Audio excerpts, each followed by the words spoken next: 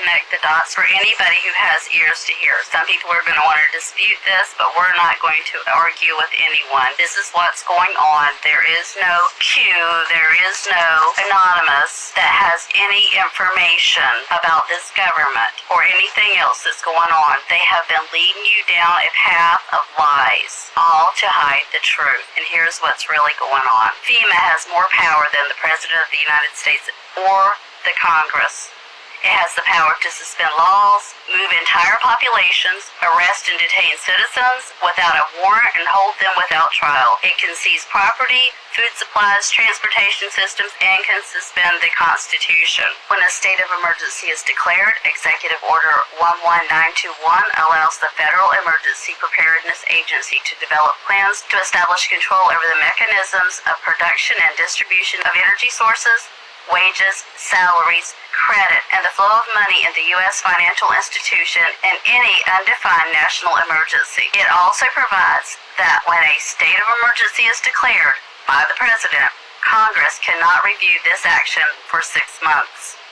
Now, with the understanding that after Trump signed the National Emergency Declaration, FEMA took over. Now, this is March 13th, 2020. Listen to what he's going to say now. This is right after he signed the National Emergency into effect. It is only the beginning of what we're really doing, and now we're in a different phase.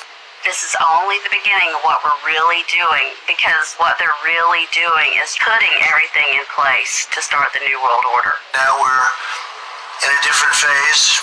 The different phase that he's speaking of is that he is no longer president, and he is given full power over to FEMA when he signed the National Emergency Declaration. We had some very old and obsolete rules. Those old and obsolete rules are also known as the Constitution of the United States. That we had to live with. It worked under certain circumstances, but not under mass circumstances. Under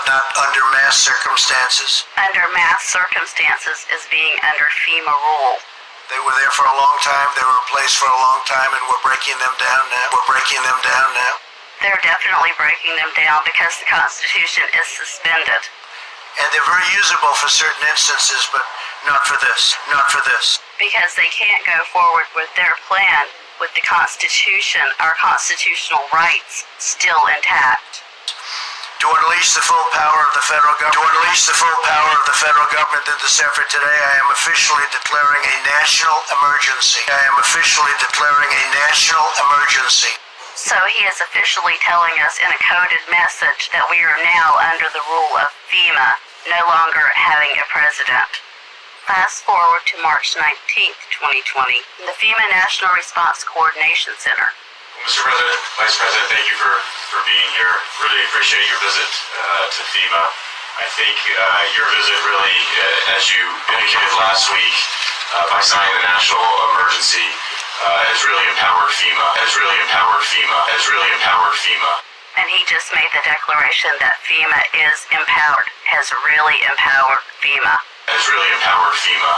Fast forward to April 10th, 2020, in plain words, it's been my great honor to have been their president. Past tense. The American people have been so disciplined. It's been my honor to be their president. I've said it before, I'll say it again, I'll say it always. It's been my great honor to have been their president, and it's been my great honor to have been their president.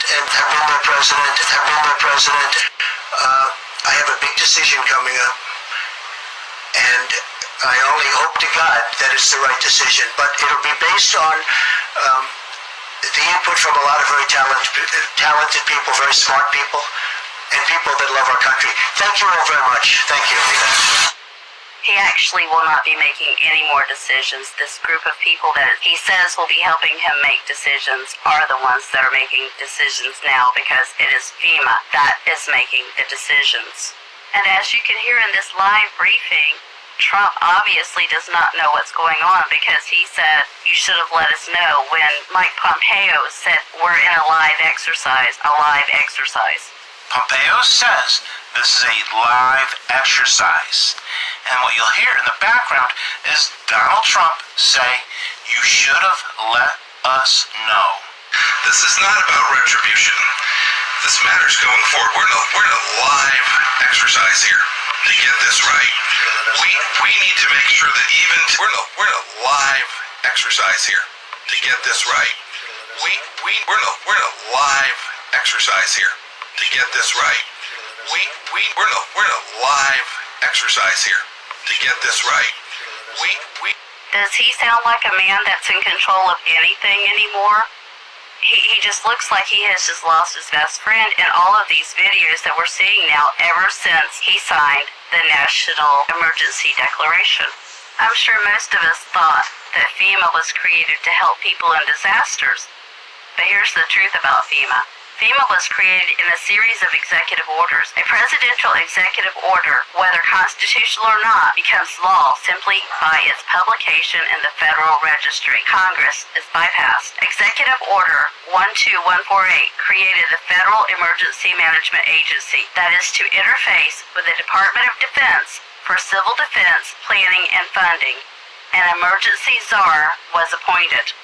Executive Order 12656 appointed the National Security Council as the principal body that should consider emergency powers. This allows the government to increase domestic intelligence and surveillance of U.S. citizens and would restrict the freedom of movement within the United States and grant the government the right to isolate large groups of civilians. That's where we're at right now, people. We are all being told what to do, where we can and can't go. The National Guard could be federalized to seal all borders and take control of U.S. airspace in all ports of entry.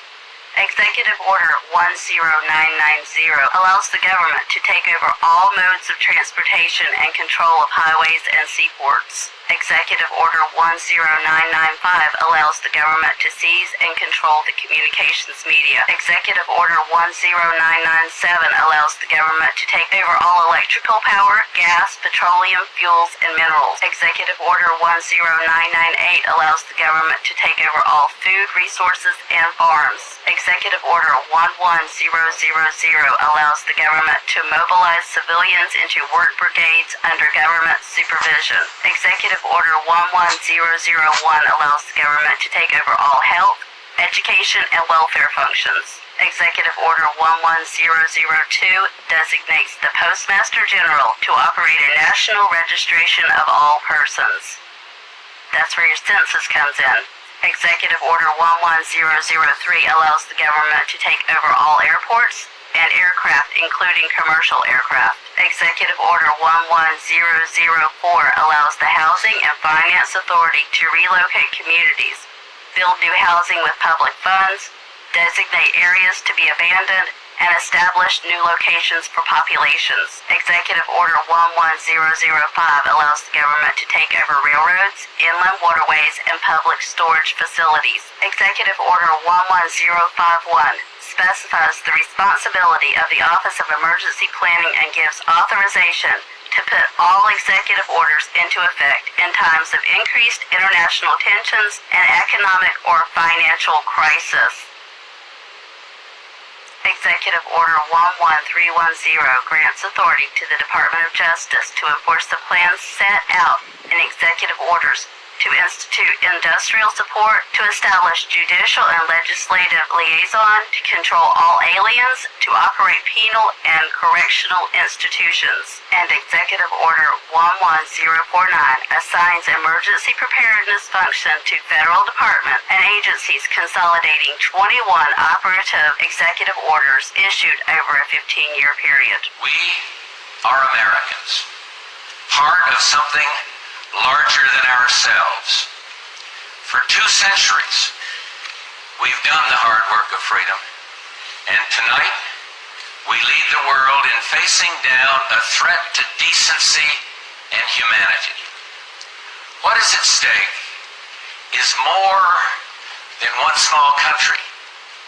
It is a big idea, a new world order, where diverse nations are drawn together in common cause to achieve the universal aspirations of mankind: peace and security, freedom, and the rule of law. Such is a world worthy of our struggle and worthy of our children's future. we have before us the opportunity to forge for ourselves and for future generations a new world order, a world where the rule of law, not the law of the jungle, governs the conduct of nations. When we are successful, and we will be, we have a real chance at this new world order, an order in which a credible United Nations can use its peacekeeping role to fulfill the promise and vision of the UN's founders. Hopefully this has opened some of your eyes so that you can see where we're at in this timeline. This is true. This is what's going on. These are facts. Y'all have a blessed day.